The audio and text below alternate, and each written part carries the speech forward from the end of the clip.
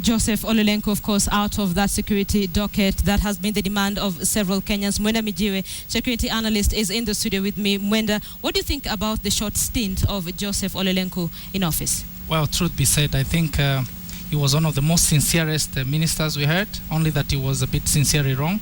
But nonetheless, like every Kenyan, I think he gave his best. And as I said earlier, his best was not good enough and just had to give space to someone else.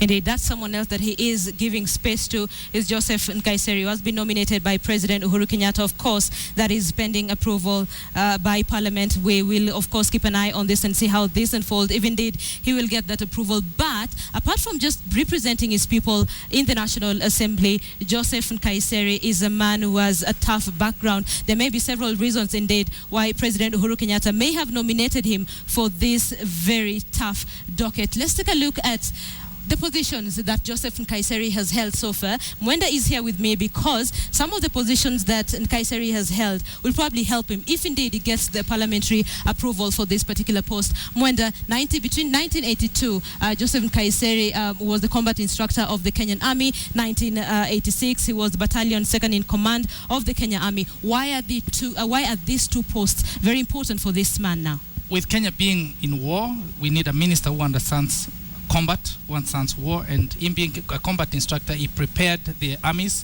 for war, raw war. I mean, war games.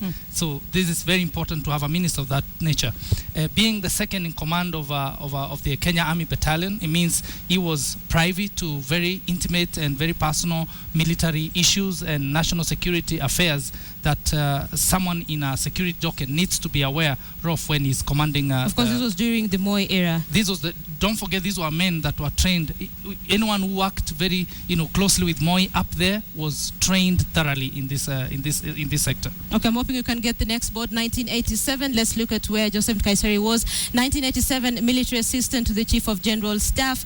1992, Chief of Personnel, Kenyan Army. This is actually called MA, and being an MA, that is like being a PA, personal assistant to the general staff, and this made him, rub shoulders with the top brass of national leadership, and especially to be privy to national issues that have to do with intelligence, with national security. And of course, as the chief of personnel, this means he knew the number of men that served in the military. They were under him. He took care of their welfare. Okay, let's have the next board. 1994, Brigade Commander, Kenya Army. 1997, Deputy Commandant and Chief Instructor. To be a brigade commander means you have several battalions under your command, and so whether it was artillery brigade or air cavalry brigade or a tank brigade, whatever brigade he commanded, that means he was, he's a man that is experienced he has hands-on experience. He's able to lead troops to war, and so of course this led him to being the deputy commandant and chief instructor. To be a chief instructor in the military meant you are in charge of qualified master senior instructors. And other men that are instructing the military, you being their top means you're just the best.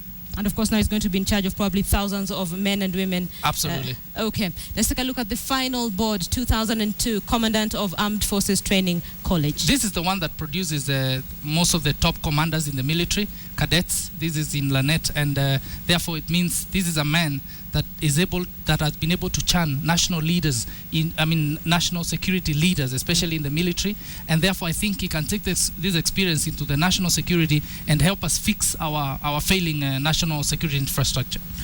We will talk about Joseph Nkaisserry in just a few minutes, of course, with the rest of the panel.